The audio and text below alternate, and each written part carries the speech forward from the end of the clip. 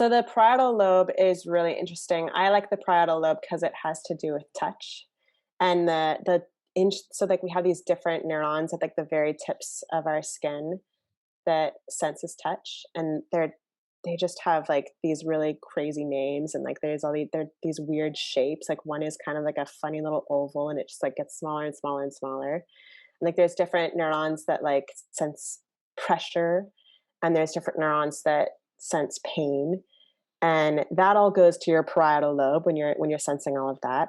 And then there's others that sense temperature. So like if you're gonna touch that hot stove, right? That's always the example. Why does everyone always use that example?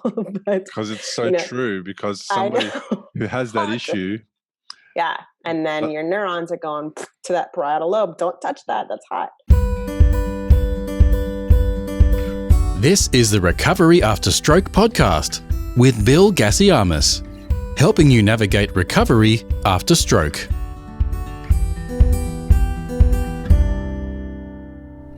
Hello and welcome to Recovery After Stroke, a podcast full of answers, advice, and practical tools for stroke survivors to help you take back your life after a stroke and build a stronger future. I'm your host, 3 times stroke survivor, Bill Gassiamis. After my own life was turned upside down and I went from being an active father to being stuck in hospital, I knew if I wanted to get back to the life I loved before, my recovery was up to me. After years of researching, discovering, and learning how to heal my brain and rebuild a healthier and happier life than I ever dreamed possible, I've made it my mission to empower other stroke survivors like you to recover faster, achieve your goals, and take back the freedom you deserve. If you enjoy this episode and want more resources, accessible training, and hands-on support, check out the Recovery After Stroke membership community, created for stroke survivors and caregivers. This is your clear pathway to transform your symptoms, reduce your anxiety, and navigate your journey to recovery with confidence. Head to recoveryafterstroke.com to find out more after this episode. But for now, let's dive right in. This is episode 151, and my guest today is Hilary Helt, the host of the Anatomy Nerd podcast. And in today's episode, we discuss the different lobes of the brain and how a stroke in one of them may impact your body and your personality. Hilary Helt, welcome to the podcast. Thank you so much, Bill. It's so exciting to be here. Thank you for having me. Exciting to have you here. Now that I know that you're very proficient in cleaning up spills and solving problems and fixing things, did you need to go and get some more kombucha? I'm okay. I've got a sip left, but yeah, right before we press the record button, kombucha everywhere, But yeah, I'm used to cleaning up spills. I've got a toddler, so just another one to clean up. Hey, you're the founder of the Anatomy Nerd podcast. Yes. But before we talk about that, tell me a little bit about you and what you do. So I am a podcaster and a mom. Those are my 2 big roles for right now. But my past is a little bit more telling of how I came to be a podcaster. I fell in love with the human body and how it works several years ago in undergrad. And I decided to get my degree in kinesiology. And kinesiology is the study of human body movement. And that was getting me on the path to become a physical therapist.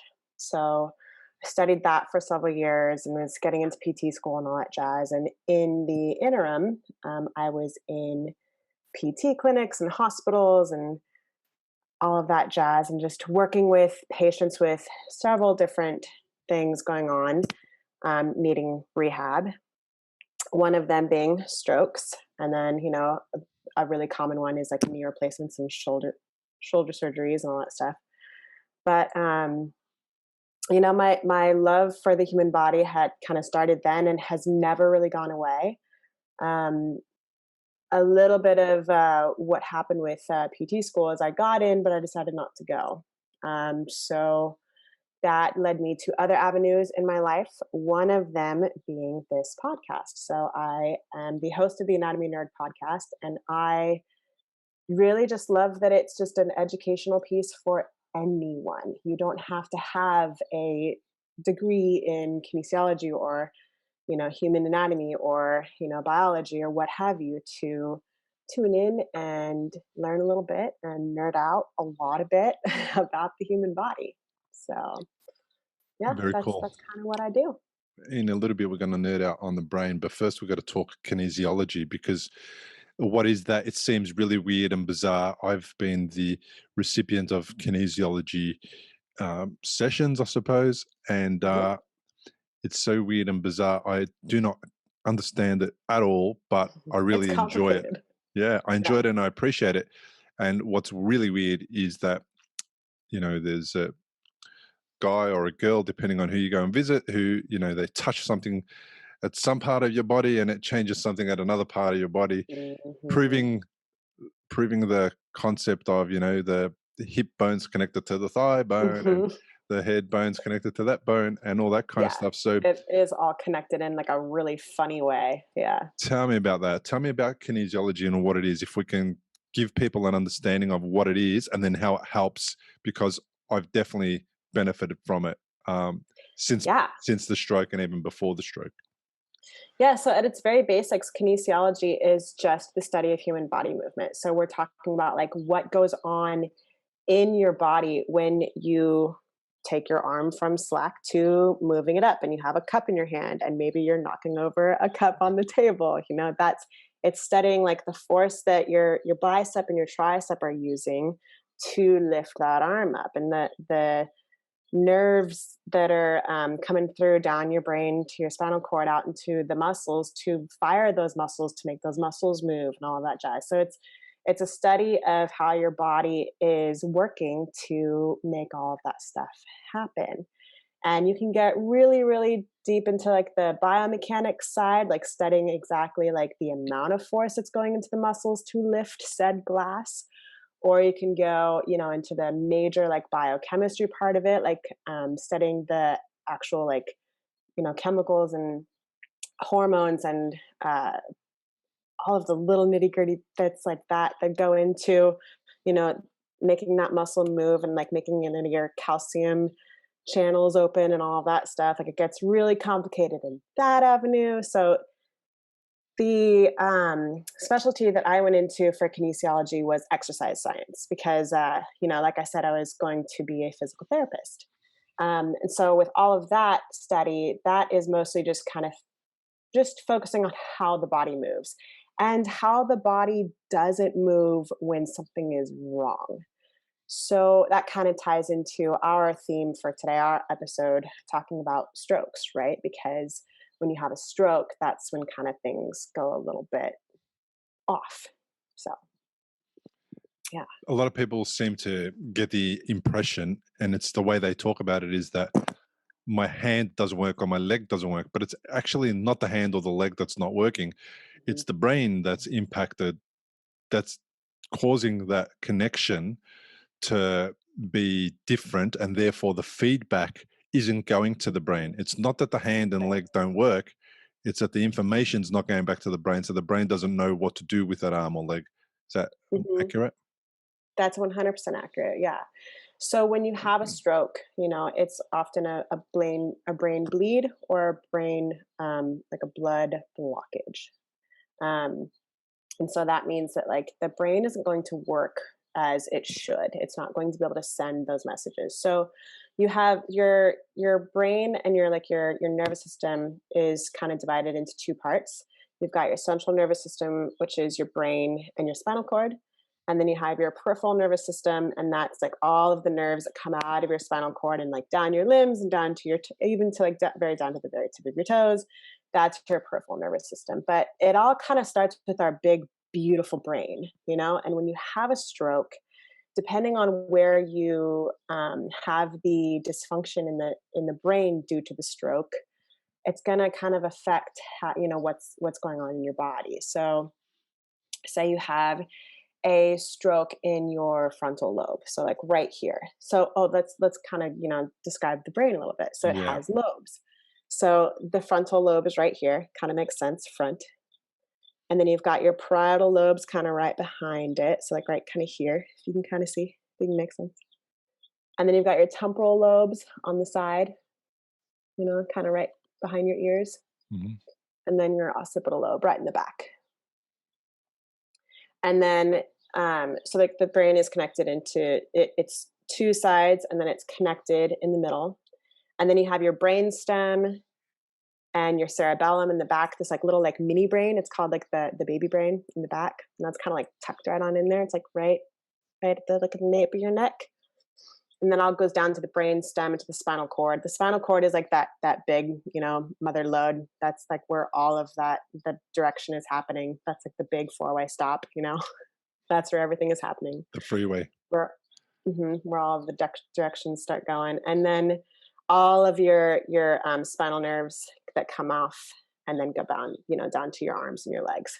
So the different lobes, the frontal lobes and the parietals and all of that jazz, that's kind of what we're talking about when we're talking about brain injuries involved with strokes.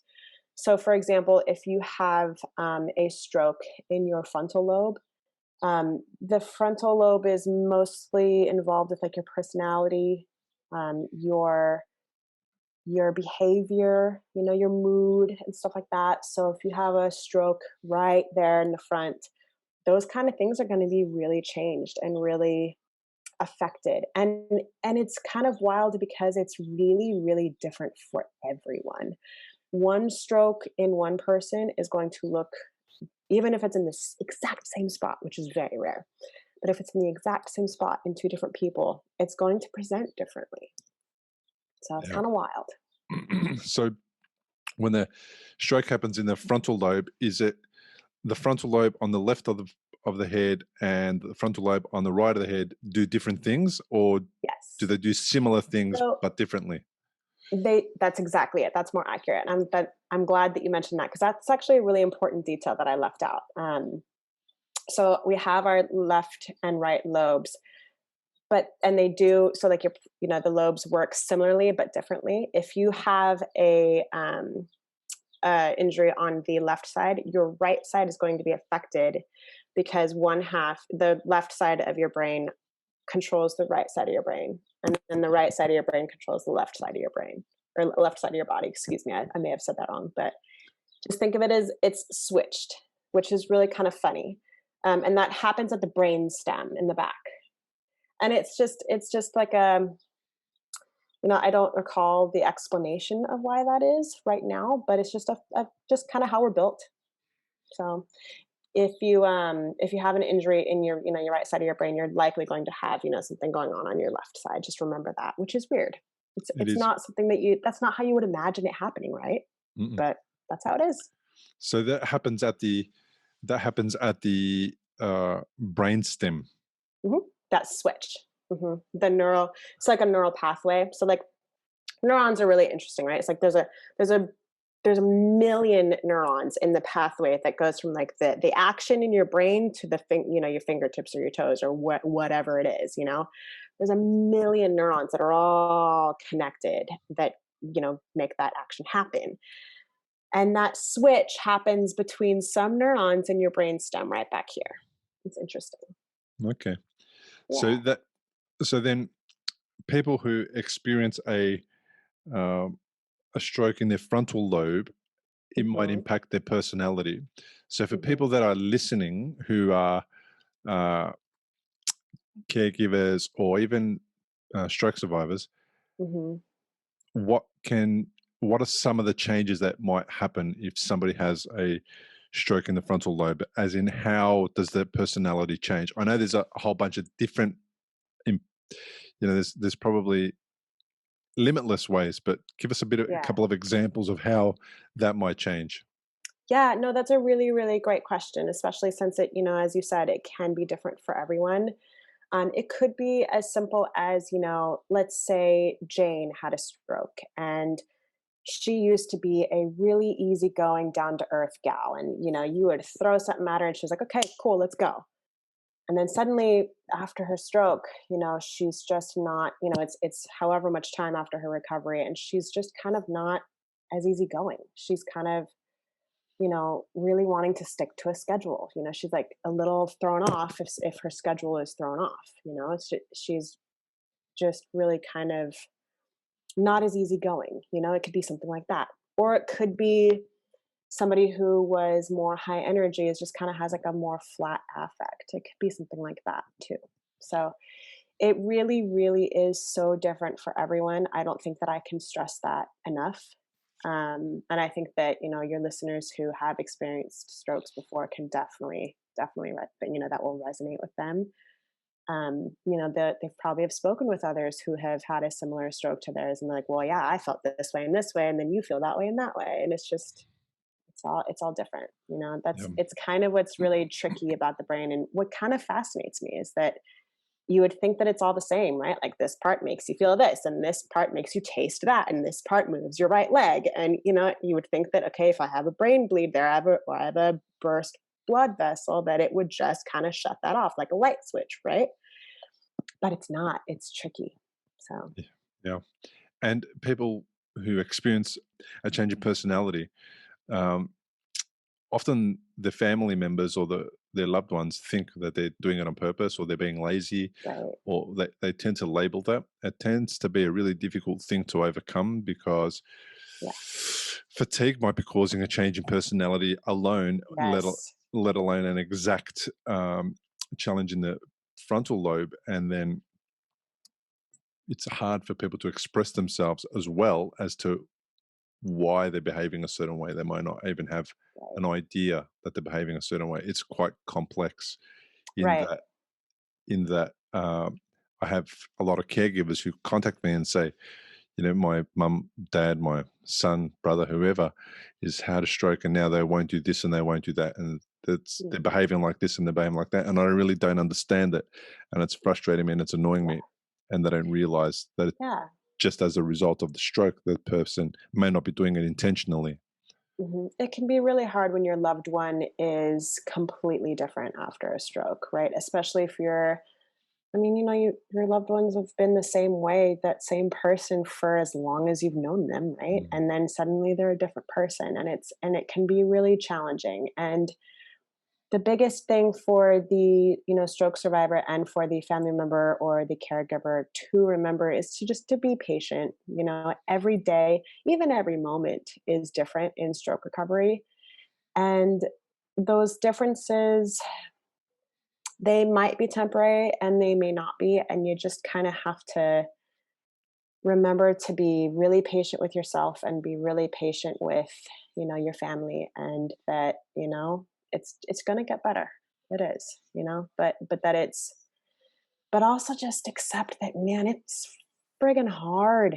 It's just hard, you know and give yourself a lot of grace for that. Yeah, great tips. So what does the temporal lobe do? What's the point of that? Yeah, so the temporal lobe is a little bit different. So it is involved in like understanding memory, and then understanding language. So that can be so like there's a part called the Wernicke's area, and if that part is affected, then like your ability to like convey and then like understand um, communication is affected and is really difficult. Hearing is also part of the temporal lobe, depending on where that stroke is. And then sequencing and organization. So, like, getting that, like, this piece goes here and then this piece versus this piece goes here and then that piece, if that makes any sense. So, like, maybe organizing a phone book would be challenging, or maybe organizing your kitchen, or like, oh wait, where does this cup go? Something as simple as that is like a stroke survivor trying to just empty the dishwasher. They've grabbed that cup out of the dishwasher and they're like, cool, I don't remember where this goes. Something as hard and as just challenging as that, it can be what happens. And it's a funny little area of the brain because it covers a lot. Like, I mean, that's a lot of different things, like language and memory and hearing, like that's all very different. Mm. And it all can be affected when you have a stroke in that area. Memory is a tough one because you're already kind of dealing with like the confusion and the fuzz after a a stroke. If you've had a stroke and you're in recovery, you'll know what a scary and confusing time it can be. You're likely to have a lot of questions going through your mind. Like, how long will it take to recover? Will I actually recover? What things should I avoid in case I make matters worse? Doctors will explain things, but obviously you've never had a stroke before. You probably don't know what questions to ask. If this is you, you may be missing out on doing things that could help speed up your recovery. If you're finding yourself in that situation, stop worrying and head to recoveryafterstroke.com, where you can download a guide that will help you. It's called 7 Questions to Ask Your Doctor About Your Stroke. These 7 questions are the ones Bill wished he'd asked when he was recovering from a stroke. They'll not only help you better understand your condition, they'll help you take a more active role in your recovery. Head to the website now, recoveryafterstroke.com, and download the guide. It's free. That's kind of what the temporal lobe does. It's really interesting.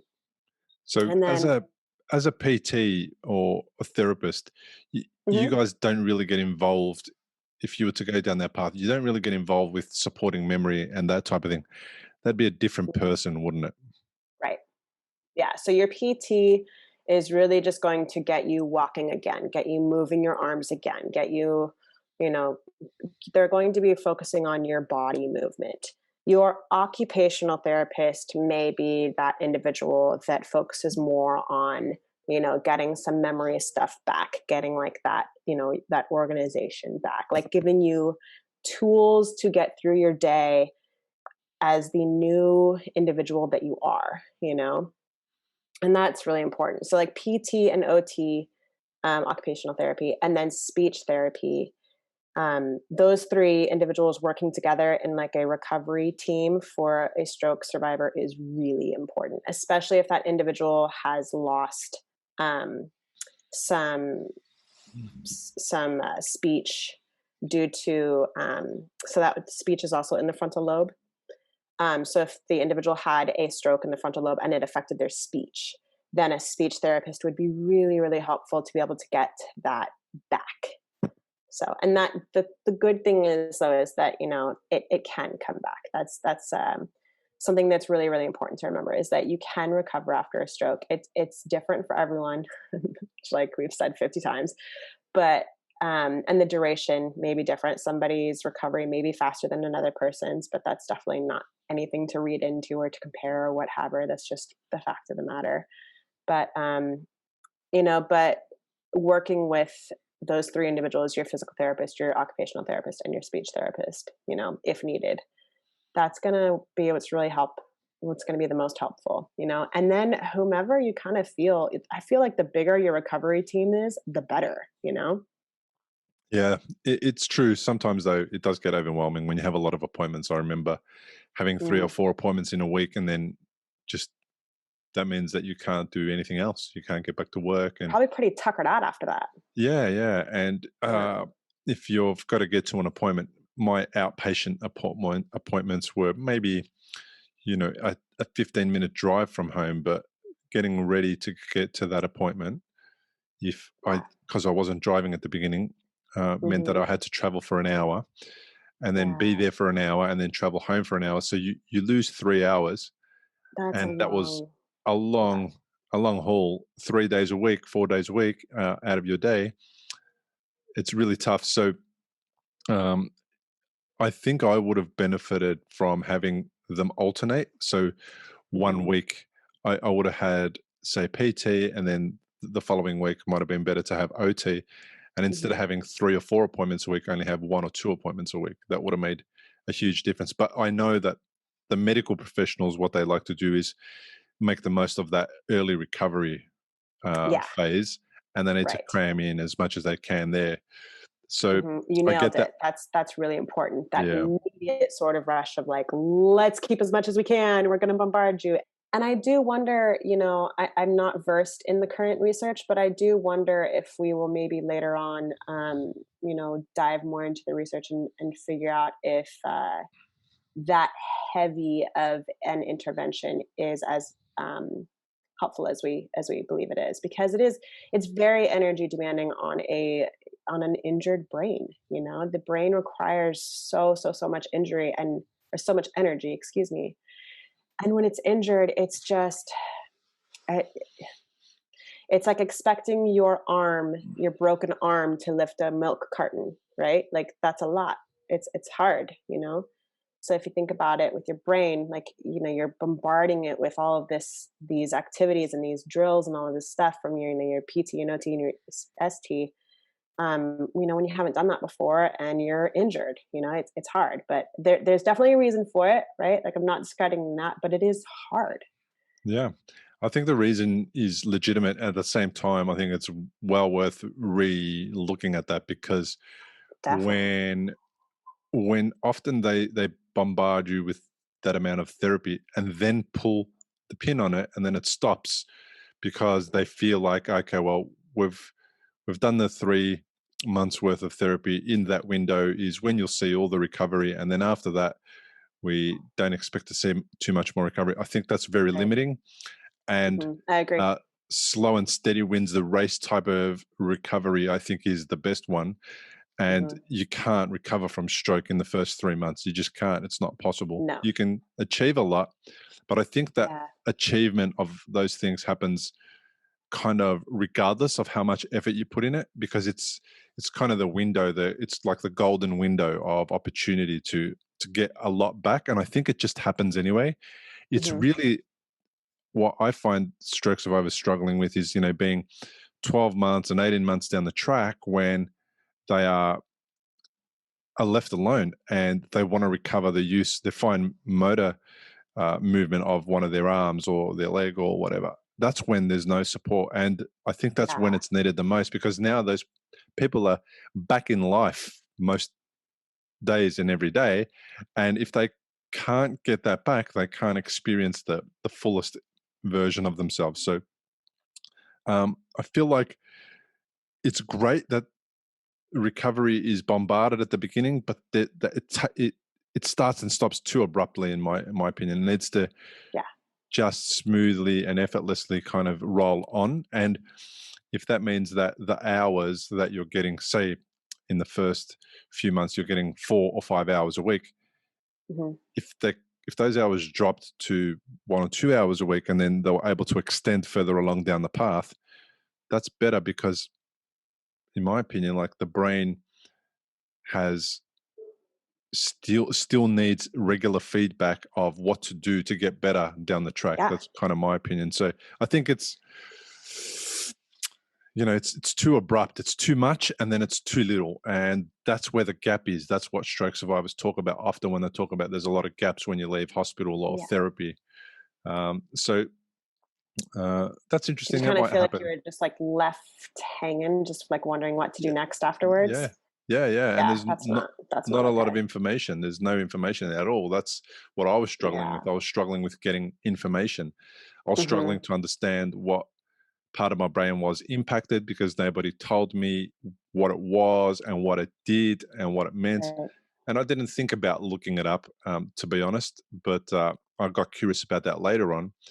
Yeah. Uh, but but that's the thing. They're the gaps that I'm trying to fill with these interviews and the podcast, so that Yeah. somewhere somebody might get lucky and find it, and find an episode that's useful to them at the time, right?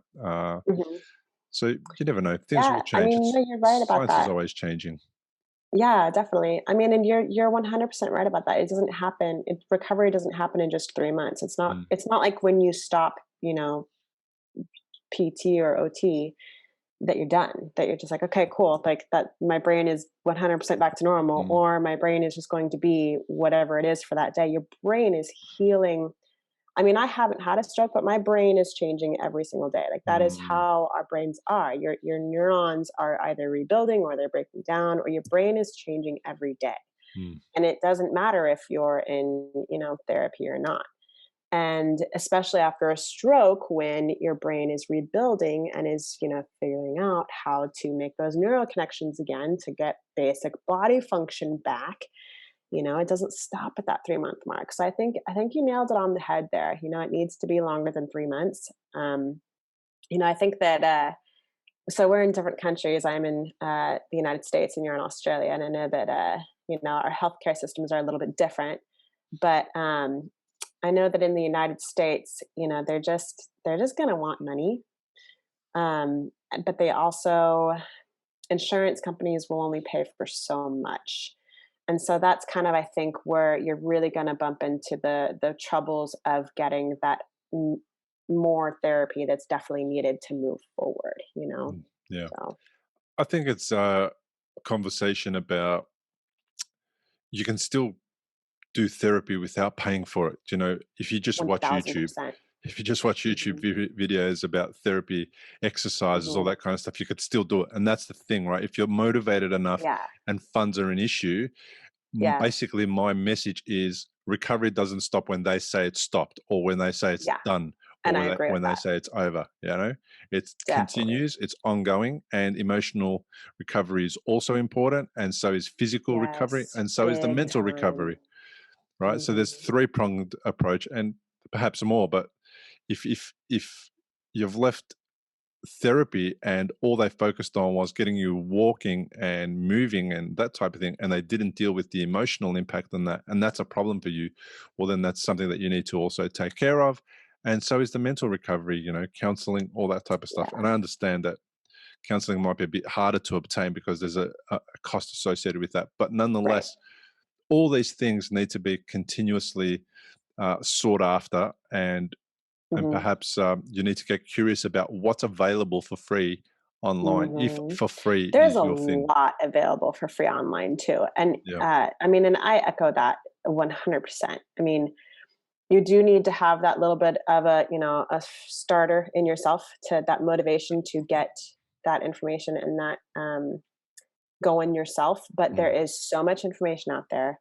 A lot of it is really, really helpful. Stick to reliable sources, but mm, it's all out there, and a lot of it is free. And it in each prong too, right? So not just the mental, but the physical, like different activities that you can do to move on. So say you've gained some mobility back and you're ready for the next step. Well, that information is out there, you know?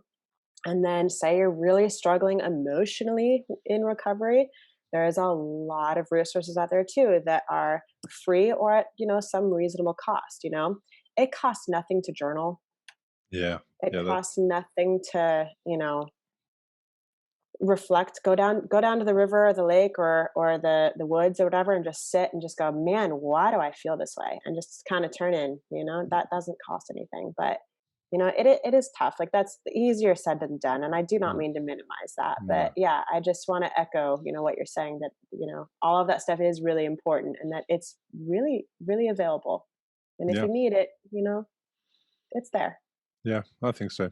Um, what Yeah. does the parietal lobe do?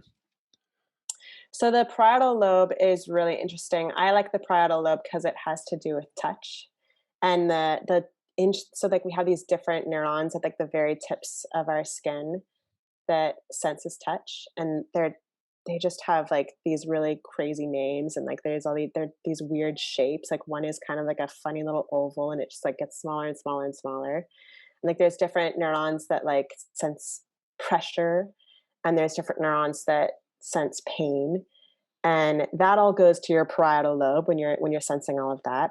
And then there's others that sense temperatures, like if you're gonna touch that hot stove, right? That's always the example. Why does everyone always use that example? But Because it's so you know true. Because I somebody know. who has that Hot. issue, Yeah. And then but your neurons are going to that parietal lobe. Don't touch that, that's hot. And then so your parietal lobe is also going to interpret language and words. So the parietal lobe and the temporal lobe kind of work together, language wise. And then your parietal lobe has to do with your vision as well. So like, if you have a stroke in your parietal lobe, your vision may be affected, which is really kind of strange. That's a hard one. I didn't see any patients in my clinic with any vision problems after a stroke, but I would be interested to kind of hear how a stroke has affected somebody's vision. That would be, I mean, that's got to be a hard one, right? yeah, I interviewed on the podcast, I interviewed a stroke survivor who had some serious vision issues. One of them was Maggie Whittam, and it was episode Uh-huh. 47, and the episode's called The Great Now What? And Maggie's vision is she has well, how do I describe it? Like vibrating eyes. So Mhm. they sort of That just rapid eye movement. they just move up and down all the time, Yeah. and it creates blurry vision. It creates Mhm. double vision, and then she sees two of everything, but very close together. Oh, that's So hard. it's kind of like Oh a gosh. blurry version. So Mhm. that's Maggie. Maggie's amazing. She's in the process of writing uh, and putting together a documentary about her experience. So that's going to be Amazing. a really cool documentary when it's ready. So that's Yeah. episode 47, The Great Now What with Maggie Whittam. Very And cool. so that was quite a while ago, still very relevant, obviously. But then most Yes. recently, there was an episode with Gloria Morgan, who had a brainstem pons stroke, episode 117.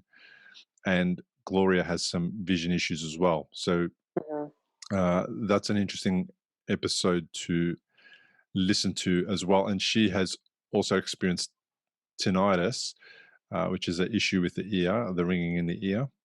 Mhm. And some people will you can actually make it a little better. I think for some people without drinking caffeine, so decreasing the amount of caffeine decreases Mhm. the impact of tinnitus, and also there are hearing aids that can get rid of the tinnitus. So I have a Oh, very client, cool. I have a coaching client who has tinnitus and recently discovered that there was a hearing aid that he could put in his ear, and it puts off a frequency that basically makes it go away, helps the hearing, and also Oh, so it kind of like cancels it out. cancels it out, and then it's gone Brilliant. completely. So, Very brilliant. so there's a couple of ways to help sort that out and help overcome it, and That's get helpful. curious about that. If you're somebody who's experiencing that right now, I couldn't recommend that enough. It was really cool to hear that he found a Yeah. solution for that because it was really bothering him. So the parietal lobe sounds like part of my parietal lobe was impacted because I have those sensory neuron issues. So hot on the left side is a bit harder to register, and then sensation on my skin is a little bit of an issue. I feel Yeah. burning sensation and tingling all the time. Yeah, that's Um, that sense of touch that got a little wonky. You know, those yes, neural pathways got affected in the parietal lobe. yeah, Yeah. sounds like they got mixed up or wired differently or interfered with or something like that. So that's like that. Mhm. And also, my left side is colder than my right side all the time. So, Oh my gosh, how strange. yeah, How you do you can deal with measure it. Yeah, well, you put your jumper on and you take it off every 3 minutes. that? It's, On and off, on and yeah, off, on and off. it's what it is. And the left side Yeah. gets really cold and sometimes hard to warm up, while the right Yeah. side is doing quite well. And I've also I've previously perspired on half of my body and not the other half. So I Oh, had interesting. perspiration on my right side, but not on my left side. Wow, that's wild. Yeah, That is really I hadn't heard of that one. that's pretty wild. So when that happened, there was a bit of a shock, and I kind of realized I was perspiring, Yeah. but didn't know exactly that it wasn't happening on my left side Right. until I went to wipe my forehead, and it felt quite dry on one side, and then And wet then on the other suddenly side. whoosh. Yeah. Wild. Oh my goodness. That is So so strange. that is really bizarre That and probably strange. wasn't, you know, the most fun thing to realize, right? Like that's an Oh no, interesting. it kind of gets a bit fun at some point. Like at some point, there's so much You have a stuff good sense of humor about things. you have to because there's so much that you're Yes. dealing with, and then when that happens, like, man, that is nuts. That is It is crazy nuts. because you've never experienced that before, and it's no one knows what the body is capable of doing. So it is Mhm. regulating temperature differently at the same time on both sides of my body. And I don't know why, and I can't describe it, but it's cooling part of my body down while the other part is cool enough. Yeah. I mean, that's pretty It's intelligent. weird. It's so weird. Even even though it's messed up, it's intelligent, right? It's still Yeah. doing an amazing job of keeping me alive and running all the regular functions. It just does it Yeah. in a different way. And if both sides of my body felt like my left side, then it would be normal. I wouldn't notice the difference. Right. But But because they're it's not. different. Yeah, but they're different. So the right I side is think, quite normal as it's always been, yeah. and the left side is different. So one of them is not worse than the other. It's just that they're different, and that therefore they get really, really noticed. Hmm. And I'm always comparing, and I can't avoid comparing because it's Right. that part of, okay, I'm feeling cold on one side, I need to warm that side up. How, Mhm. but I can't warm it up on its own. I'm going to over warm up the other side, and it's just this constant communication and battle of balancing it and managing it. So you got to wrap your head around it, and if you let it Yeah. get to you, it can be annoying to if you let it Yeah, get to you. you can't let it get to you, but I can say that that would be hard. But I do love that you brought that up though, because that's a really, really great example to just kind of talk about like how just absolutely fascinating how just deeply integrated the nervous system is. So there are so many neural pathways doing so many different things that you're feeling different temperatures on each side of your body. So it's not like there's one neural pathway that's doing like that one thing that's like, okay, keep body cool, boop. It's not one. There's billions of neural pathways in our body. And if just a few are a little wonky or messed up because of your stroke, then it's gonna have an effect of one side of your body being one temperature and the other side of your body being another temperature, because that one neural pathway is healthy and fine and was not affected, and the other is injured. Yeah, So I think that that's a really great example to explain just how absolutely integrated our neural pathways are, or how our integrated our nervous system is into our body. It's in every microscopic tiny speck of our bodies. It's everywhere. It's yeah, controlling everything. yeah. And I imagine that the parietal lobe, my parietal lobe, therefore, in that area, and it's probably closer to the cerebellum where it's impacted because Hmm. my bleed was near the cerebellum. So I imagine Hmm. that, and it was 4 centimeters in from my right ear Hmm. that the bleed happened, which is about 2 inches, I imagine, something like that. Hmm. Um, so the other side of the parietal lobe hasn't been affected. So perhaps the fact that it's on my left side of my head, the unaffected part of my head, Hmm. therefore it's just running its regular neural pathways for the right side of my body. Right. So the left side of my head is not affected, the right side of my body is not affected, and it's just Yeah, you running got to remember that switch.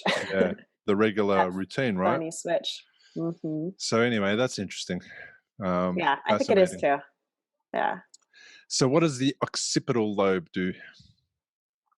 So the occipital lobe is straight up just vision. That's what it takes care of.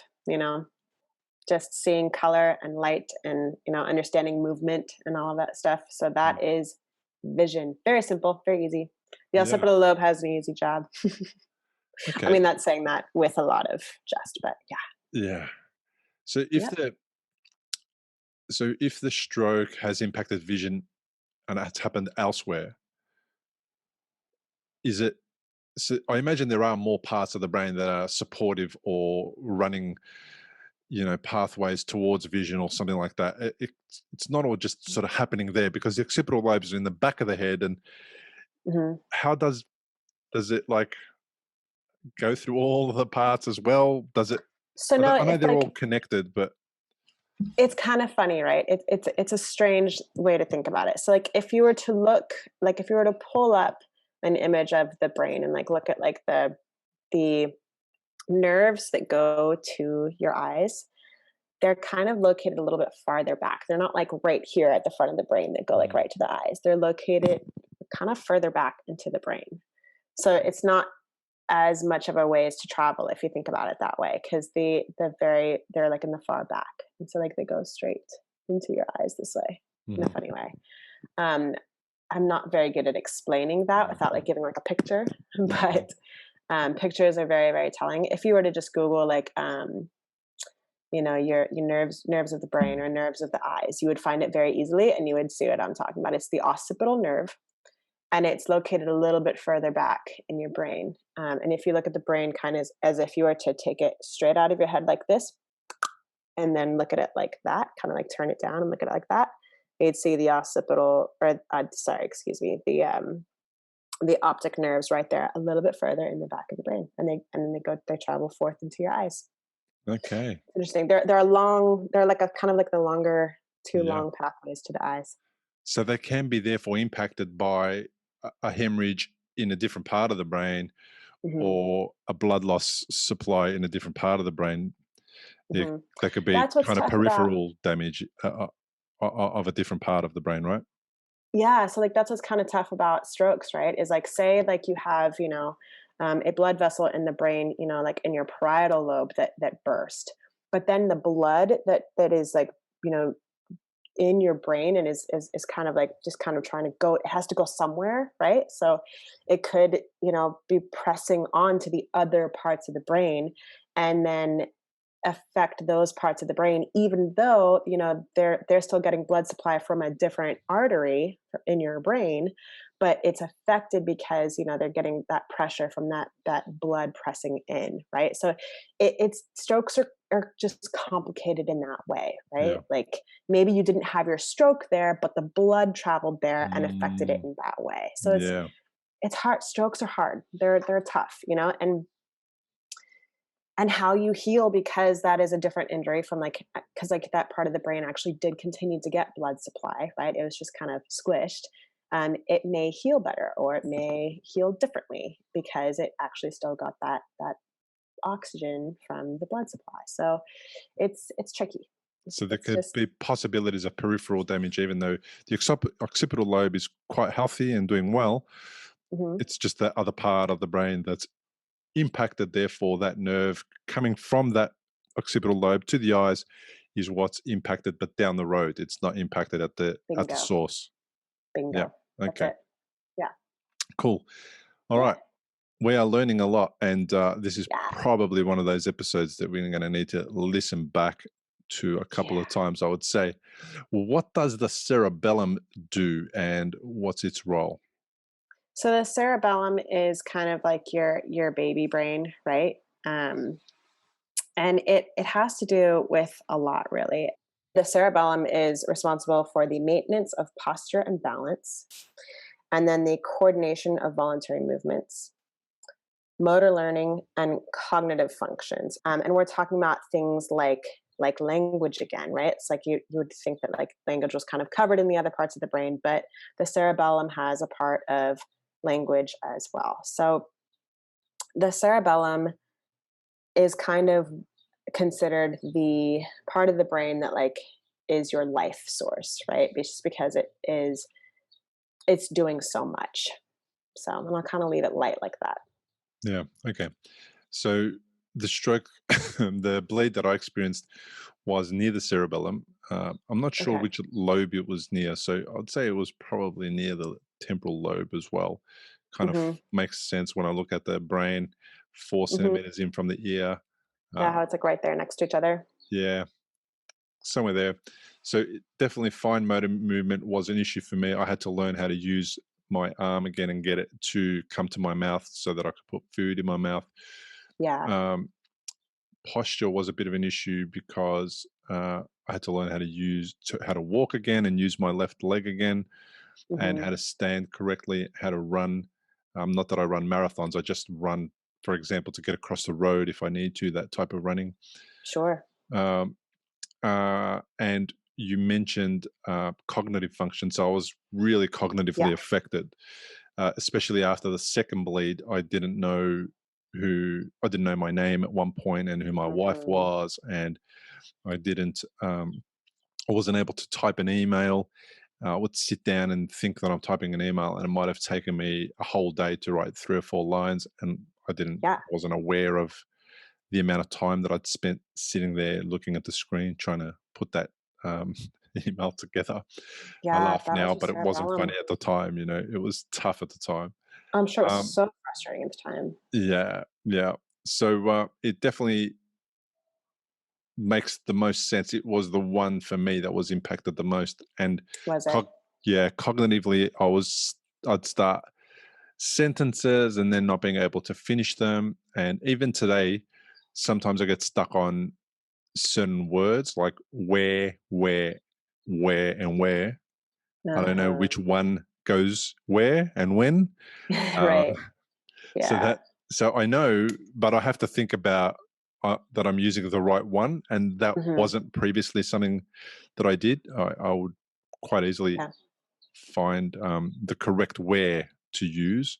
We are, or where are you, or where are you going, that type of thing. So right. it was How was interesting. your balance afterwards? Since the cerebellum is so, integral to balance. How was your balance? Yeah, balance is still a little bit off because of the sensation that I have on my left foot. Got it. And when I'm tired, so if I'm tired, I'll I'm find myself sure. walking into doorways a little bit, misjudging the distance between me and the door frame. Yeah. And also Well, and that when I wake up, explains, the knocking the glasses off of the table too. That's that's controlled in your cerebellum as well. yeah, That's all uh, back there. if All on makes a sense. on a bad run, I might knock over every second glass at the table. It's not that bad, but it was at one point. We were going to lunch with some friends regularly at one point, and I was doing it almost every second time we were there. Yeah. And at some point, they just kind of got used to, oh, Bill's dropped something again. Go and get to Look, he's made another mess. Okay, yeah, let's just mop it up. pretty much. Pretty much. That's So fair. the fine motor movement, again, that makes sense because perhaps that I couldn't grasp the glass correctly Yeah, and so that's that good type of to thing. differentiate the two, right? So for our listeners who are are unfamiliar with the difference between like your gross motor movements and your fine motor movements. Your gross motor movements are just like moving a limb, and then your fine motor movements are like the very intricate movements that like your fingers and your your feet too use to like be able to grab that glass, or able to just be able to pinch something between your two fingers, or just like move something with one finger or something like that. Those are your fine motor movements. So yeah, that's the cerebellum. And then there's the brainstem, right? So is the brainstem part of the brain or not? It's part of the brain, but it's really kind of leading right into that spinal cord. So it's just like the very tippy top of the spinal cord. But yeah, the brainstem is just kind of like that, kind of like I said, that like four-way traffic stop. It's kind of like where it's like really starting to direct that message. If it's going to go to that, first cervical nerve, or it's going to go to like thoracic nerve, into like telling lungs to do something, or going down to like your your abdominal nerves and stuff like that, telling your guts to like, hey, move that food down into the large intestine so we can continue digesting. Or if it's going to go down to a motor neuron in your leg because you need to walk forward, or what have you. That's kind of where the brainstem is like at the start of it. It goes down to that spinal cord. Okay, so it's the brainstem is kind of the gateway, the bridge between the spinal cord and the brain. Mm-hmm. And it does it have any, is it a blood flow thing? What does it do? Does it have blood flow through it like a vein, or is it just literally nerves, a pipe of nerves? That I'm not super familiar with. I'm not sure. I know that every part of our body has, blood supply. I am not sure about that exact answer. Okay, that's cool. So they're the different, the if I understand correctly, is the brain stem has also the pons and the medulla and Yes. a couple of other things. Are they parts of the brain, or are they also part of the brain stem? They're the brain stem, and the brain stem is kind of considered its own thing, really, but it is the beginning of the spinal cord. Okay. Yeah. Wow, I think we've covered a lot, and I think this is a really full on and complex topic. Oh, and there's so much. You could have an entire podcast on the brain. The brain is exceptionally complex. Yeah. There's a lot to it. It's fascinating. It's really great stuff. But yeah, we covered a lot. Yeah, fabulous. Thank you so much. I really appreciate it. So the Anatomy Nerd podcast is fairly new. Tell me a little bit about the type of people that you've interviewed so far. Yours truly. I know. Yes, you were episode number 5. Number 4, number 5. Something like But that. yeah, it was really wonderful to have you on the podcast because the brain is part of our anatomy, and it's interesting to cover the human body when it's functioning well, and then also when it's not doing so great. So your episode was really wonderful, and also really helpful to just get stroke information out there. But then I've also interviewed some anatomy illustrators. That was a really, really fun episode. Just kind of talking to somebody who's in the field about, when you look at these textbooks and websites and, information pamphlets that your doctor has given you, all of those pictures, somebody drew them, somebody created them. So I interviewed a gal who is a medical illustrator, and she kind of, described her path and her educational background and all that stuff, and what it all entailed to become a medical illustrator. And that was really amazing.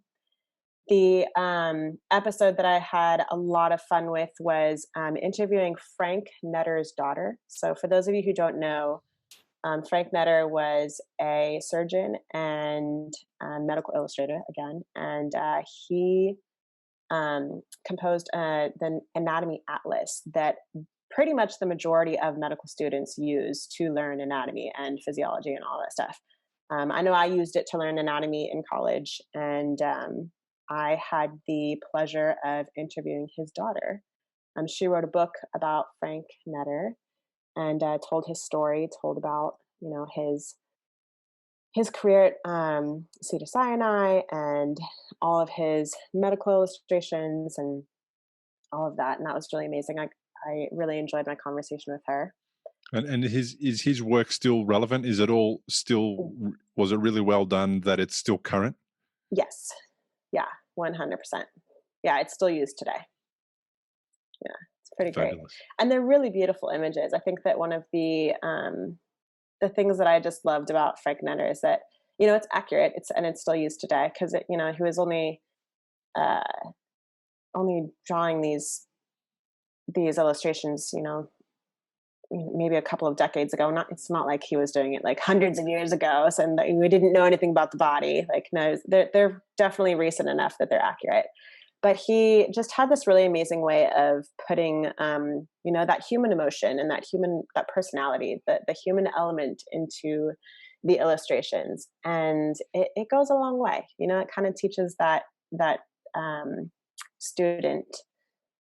It reminds them that, hey, your patient, whatever that may be, in whatever medical field you're working in, that you're working with people, not just a medical illness or whatever you're dealing with. It's you're dealing with a person, and remember that, and that everyone deserves respect and all of that. So he conveyed that in every single one of his illustrations, and it's amazing that he was able to do that. It's pretty cool. Yeah, sounds interesting. So where can people find the podcast if they wanted to reach out and connect?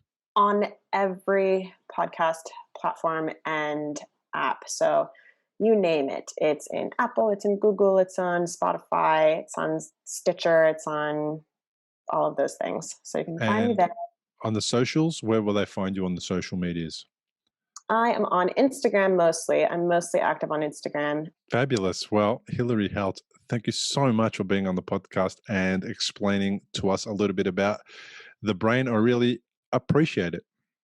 Thank you so much for having me, Bill. It was really, really wonderful to get to talk to you and nerd out about the brain a little bit. Thanks so much for joining me on today's Recovery After Stroke podcast. I hope you enjoyed the episode. Do you ever wish there was just one place to go for resources, advice, and support in your stroke recovery? Whether you've been navigating your journey for weeks, months, or years, I know firsthand how difficult it can be to get the answers you need. This road is both physically and mentally challenging, from reclaiming your independence to getting back to work to rebuilding your confidence and more. Your symptoms don't follow a rule book, and as soon as you leave the hospital, you no longer have the medical professionals on tap. I know for me, it felt as if I was teaching myself a new language from scratch with no native speaker in sight. If this sounds like you, I'm here to tell you that you're not alone. And there is a better way to navigate your recovery and build a fulfilling future life that you love.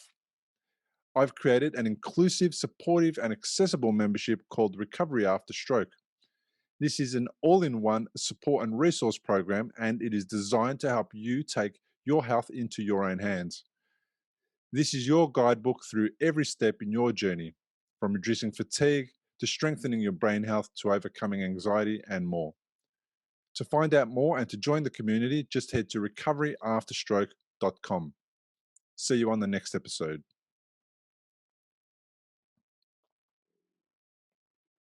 Importantly, we present many podcasts designed to give you an insight and understanding into the experiences of other individuals. Opinions and treatment protocols discussed during any podcast are the individual's own experience, and we do not necessarily share the same opinion, nor do we recommend any treatment protocol discussed. All content on this website and any linked blog, podcast, or video material controlled this website or content is created and produced for informational purposes only and is largely based on the personal experience of Bill Gassiamas. The content is intended to complement your medical treatment and support healing. It is not intended to be a substitute for professional medical advice and should not be relied on as health advice. The information is general and may not be suitable for your personal injuries, circumstances, or health objectives. Do not use our content as a standalone resource to diagnose, treat, cure, or prevent any disease for therapeutic purposes or as a substitute for the advice of a health professional. Never delay seeking advice or disregard the advice of a medical professional, your doctor, or your rehabilitation program based on our content. If you have any questions or concerns about your health or medical condition, please seek guidance from a doctor or other medical professional. If you are experiencing a health emergency or think you might be, call 000 if in Australia, or your local emergency number immediately for emergency assistance, or go to the nearest hospital emergency department. Medical information changes constantly. While we aim to provide current, quality information in our content, we do not provide any guarantees and assume no legal liability or responsibility for the accuracy, currency, or completeness of the content. If you choose to rely on any information within our content, you do so solely at your own risk. We are careful with links we provide. However, third-party links from our website are followed at your own risk, and we are not responsible for any information you find there.